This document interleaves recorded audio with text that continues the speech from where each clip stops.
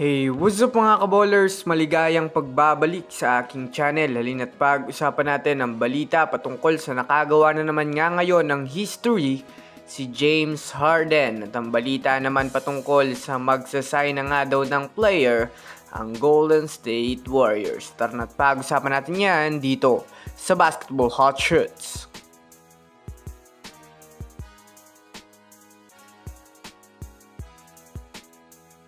Una nga muna tayong dumako mga kaballers sa balita patungkol sa nakagawa na naman nga ngayon ng history si James Harden.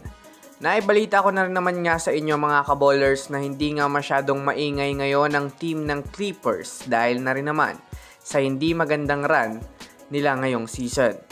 Para nga sa kaalaman ng lahat, mayroon nga ngayon 4 wins at 8 losses ang Clippers ngayon na nasa ikapang 11 na pwesto sa Western Conference.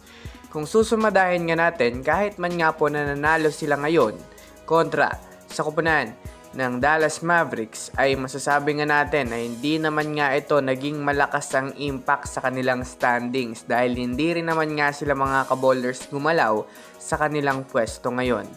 Ngunit sa kabila nga niyan ay ilan pa rin sa mga fans ay natutuwa, lalong-lalo na sa mga fans ni James Harden.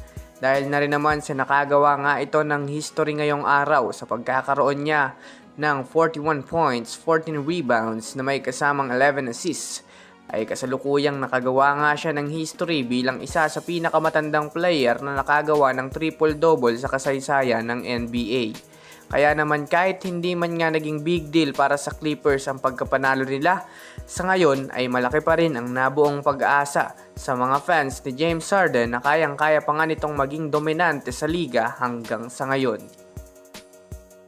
Samantala, pumunta naman tayo mga kaballers sa balita patungkol sa magsasign na nga daw ng player ang Golden State Warriors.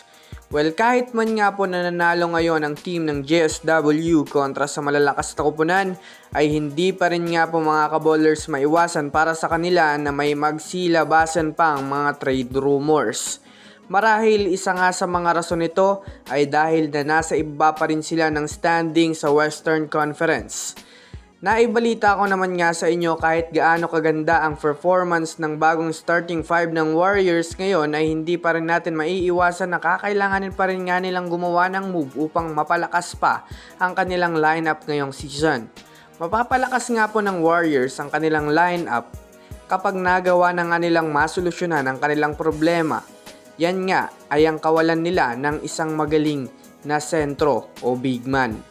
Kaya di na rin maiwasan na may mga eksperto ngayon na nagtutulak ng mga player na maaari nilang makuha upang makatulong sa kanilang kampanya ngayong season. Makakasigurado rin nga ang mga fans ng Warriors na kukuha pa ito ng mga panibagong player dahil sa marami nga sa kanilang player ngayon ay mahina at hindi na napapakinabangan ng koponan. Kaya labas mga Warriors fans kung kayo nga ang tatanungin. Sino ang babagay na player ngayon para sa Golden State Warriors? I-comment nyo na yan sa ibaba.